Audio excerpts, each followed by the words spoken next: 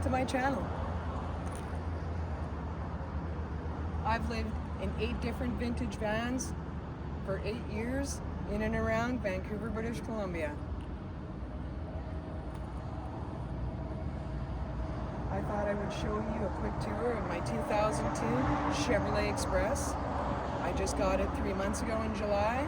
I built it out for the last 3 months, off and on while I'm working, 10-hour days, about 3 days a week to get it to this point here. We're in the first week of December. It's a beautiful sunny day, so I thought I'd give you a quick tour. So let's go. I've had a lot of Dodge B vans and older camper vans and vans that are already built out. And it's kind of exciting and refreshing to have a van that was empty and I could make it my own. I had very basic skills, little to no tools, and I had only about 10 to 12 weeks before it got very cold and rainy in October here in Vancouver.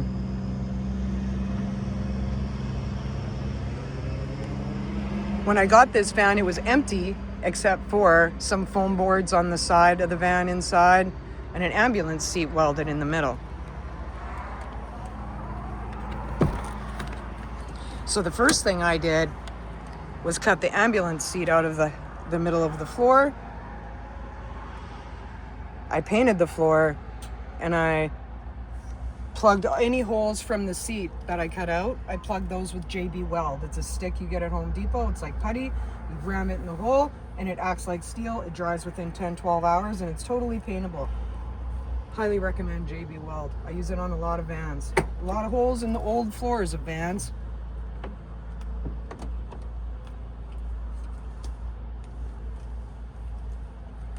So once the floor was prepped, I made a nice ladder-like cribbing. It looks like a ladder laying down. And inside the ladder form, some 2x2s that I painted so it wouldn't go moldy.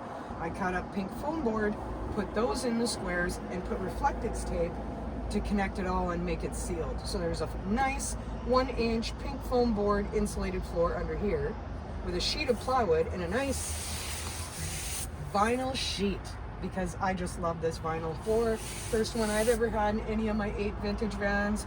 Usually they have smelly carpets when I get them, and I take them out and just put some cheap indoor, outdoor, or whatever I can. So moving on from the floor, I then turned my attention to insulation. So the van came with some pink boards and some plywood on the sides, and I gouged that out. There was nothing on the ceiling, so I bought a roll of Insulating. It cost me $600. I think it was 50 square feet. Or yeah, the square feet. Yeah, 50 square feet. $600. I got that. I traced out all the shapes. And then I just got the 3M the spray glue. Watched 2 YouTube videos. Put it on. I have a YouTube video of that, and I'll share that with you later on. So I did Insulate everywhere in this van.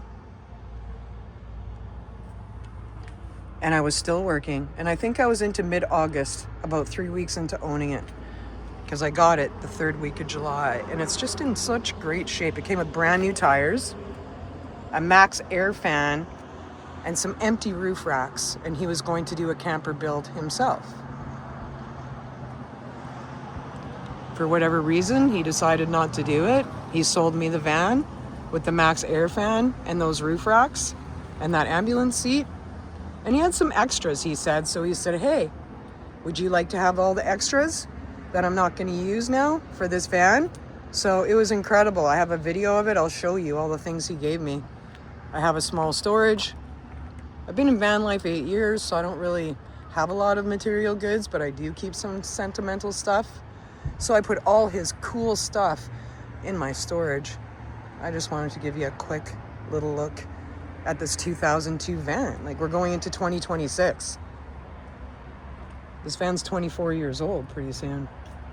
It's in really nice shape inside. It's got 200,000 kilometers on it. It's so unique, it has barn doors on both sides. A lot of people will take these vans and put kitchen walls and wall off any view. I'm gonna put a writing desk there, and I'm gonna do work on there and have breakfast and tea there. because I have 2 sets of barn doors on either side and these back doors. So here we were in the middle of August. We're all insulated up. Ellie thinks she's smart and knows how to do a van build. And then the first real rain came. And wouldn't you know, it started leaking. So I will tell you a tip. We'll make a different video about other tips, but I'll tell you a quick tip. Any van you want to live in or have as a camper van, don't do anything to it until you drive it around 2 or 3 weeks, until you know it's stable and solid and reliable mechanically, because you don't want to put a whole lot of money into a van that you can't really use because the engine is blown or the transmission's shot. It's going to need $5,000. You don't have that. So I thought it was a pretty reliable van. It had been 2 or 3 weeks. I did that insulation and boom, starts leaking in here. So I YouTubed that and found a YouTube of a guy in the United States, and he went through that. So under this little thing here, this trim, you unbolt it and there's a pressure vent. Looks like a little slotted vent with a foam seal around it, has fins. So when you shut the door, it lets the pressure out. Otherwise it would wreck your windows or whatever, right? It lets the pressure out. There's one on each side. And the water was gushing in there. Sikaflex, put it back on, wait for more rain. It was totally dry, so it was on. I was so excited when it was dry. I proceeded to the next step, which was framing the walls. So I framed the wall with 1x3s. And I used this cheap plywood that's really thin and easy for me to manage.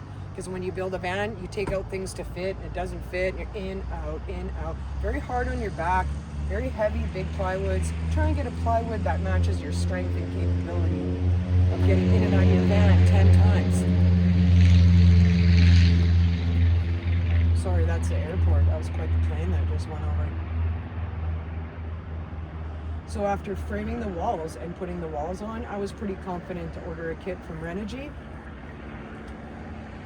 And I ordered a 400-watt solar panel kit.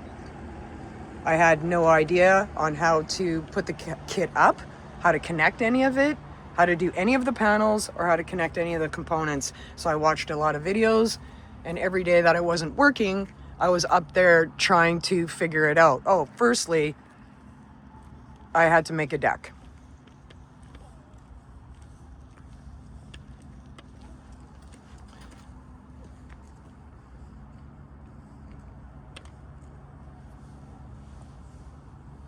Before accommodating any electrical, I had to make a deck. So I bought 11 boards and I stained them out on the road.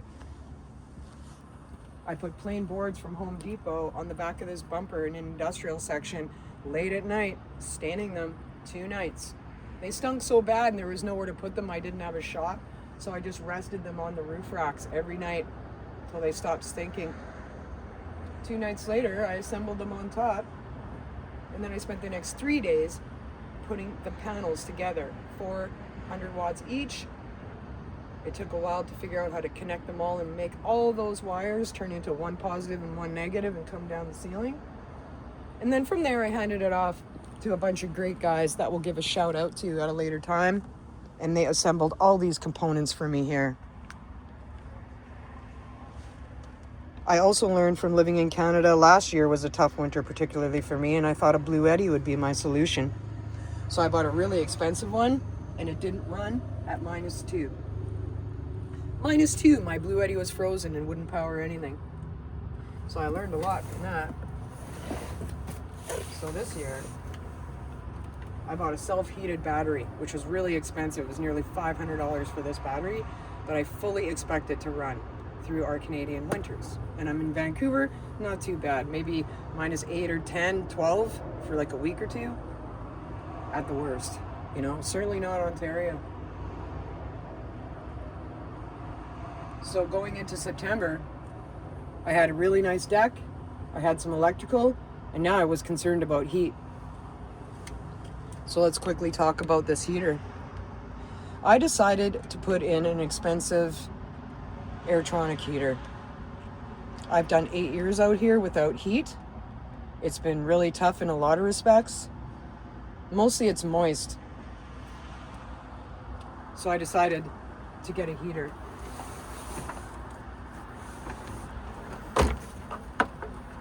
The Aerotronic is under here. The controller is right there. Later on this week, we're going to relocate it from off this wall to back over to where those other electronics are, because it's really in the way and it's the only thing there on that wall. But it's been really nice.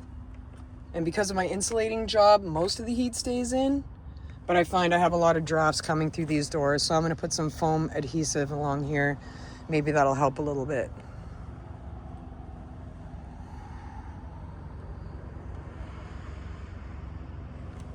Right now I have a temporary kitchen on the right. I don't really have any cabinetry. I think it'll look beautiful when I put a couple nice cabinets along those walls and a writing desk over there.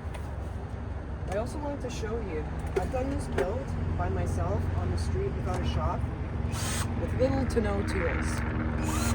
I have 2 Mastercraft Canadian Tire tools.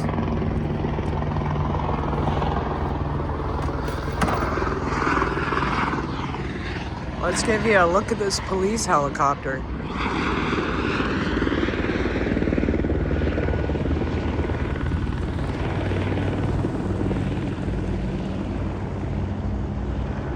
Making a YouTube in real life happens. That was cool. So like I said, I've done this van build by myself, very little skills, no shop, but 2 tools from Canadian Tire. I have a Mastercraft drill that's cordless that I plug in libraries everywhere to charge it. And I have a jigsaw to cut things. And a small toolbox over there with some extra stuff. So honestly, I don't have a lot.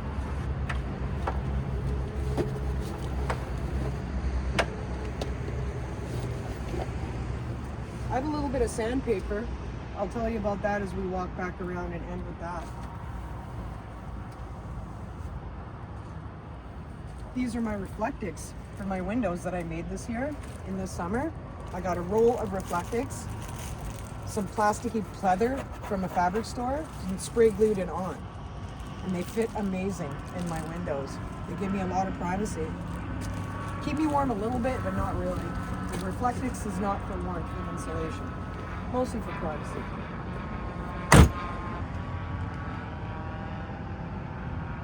Recently, I decided to make a partition wall. So I've spent the last 2 weekends doing this. I bought myself a little guitar recently to play in here. It's been 8 years without an instrument, and that's been a real delight to have that in the evening. So in the past weekend, it took me 2 8-hour days. On one weekend to do 1 wall, about 2 weeks ago. And then I sat with it. I was thinking about it. Do I want an extra wall? Do I want the heat or light to be blocked? Is it better for safety? And you know what it really came down to? I want to hang things and have more cabinetry. So that's, and heating. That's why I put in this second wall this weekend. And I'm not sure what I'll do about the middle part. Maybe I'll put a curtain for a while, put a door on there. I don't know. I'm not going to worry about it right now. I have quite a few bins. I need to work on cabinetry this week. And I insulated it with my leftover Thinsulate. So I'm pretty happy with that job that I did all weekend.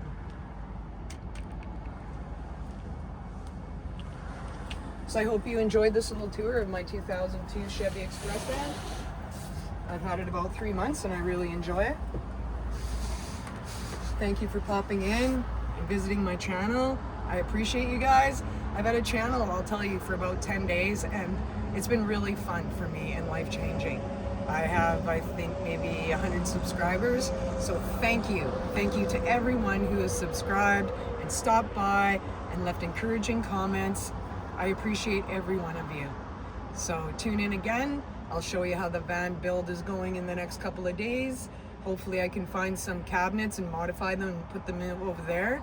And I hope to cut in a hole in the top of a cabinet for the sink that this man gave me, because he gave me quite a bit of extra stuff for free for this van. So we're gonna learn how to cut a hole for a sink and hook up a SureFlow water pump to the Blue Sea Marine fuse box I have over there. So I have to go to a job interview. It was nice talking to you. We'll see you again. Bye.